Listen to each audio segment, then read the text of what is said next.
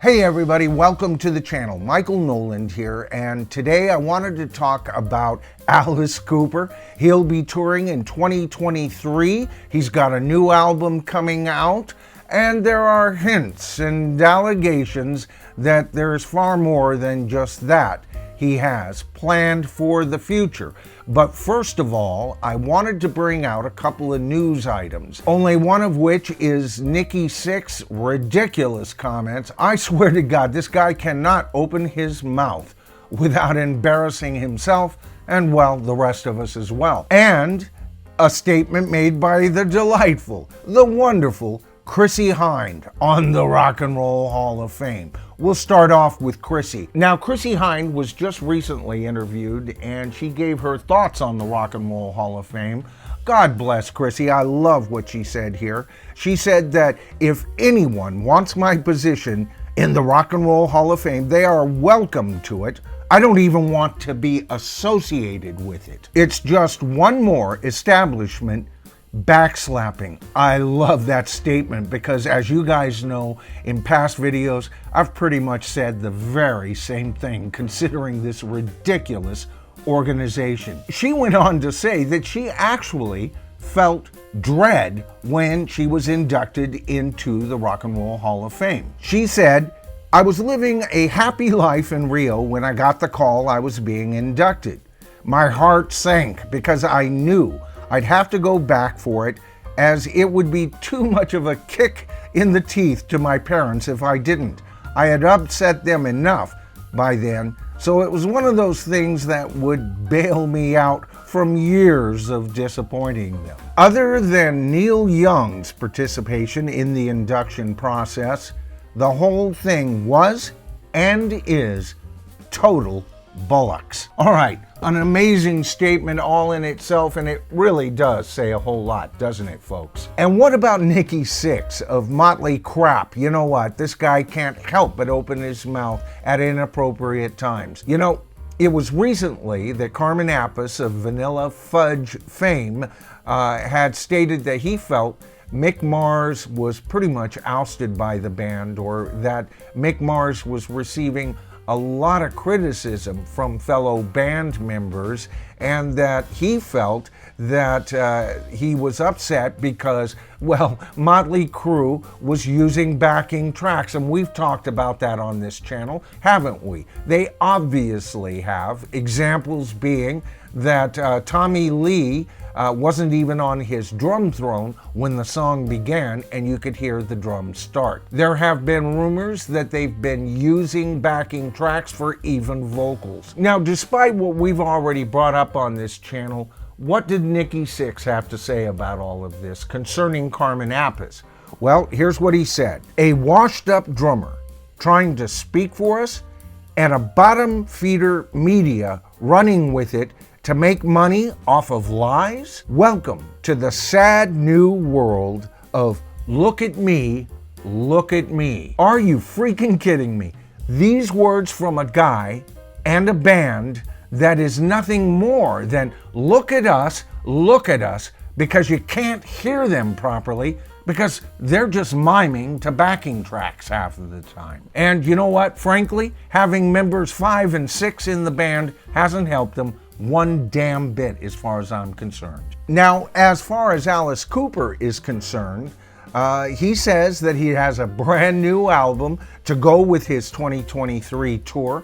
Holy Toledo, there's a rarity these days. And that not only is it a brand new album, but it was recorded live in the studio.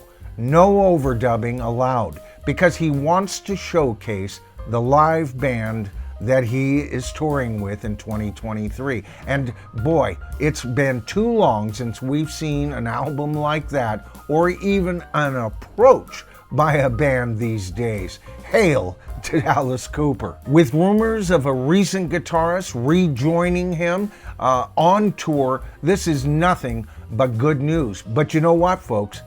He made a couple of statements in that interview that were very, very interesting, and hope springs eternal if these statements are true. You see, he's talking about collaborating with original Alice Cooper members. Now, I've made it no secret, I like Alice Cooper's newer stuff. I always have. But he has never quite risen to the top that he did with the original band, Alice Cooper. A lot of people have forgotten the whole band's name was Alice Cooper, and there were very specific people. This band had fans of each and every individual member of that band. But here's the thing, Alice Cooper has made some statements, some very current statements regarding the members of that original band, my preferred way of listening to Alice Cooper. Here he says, the thing with the original band is when we broke up, we never broke up with any bad blood. We went to high school together. We were on the cross country and track team together. Things like that. There was never bad blood between any of us. And we would always, I would ask Dennis, could you come in and play bass on this song? And could you sing on this song? I've got a thing going in this band that I'm in.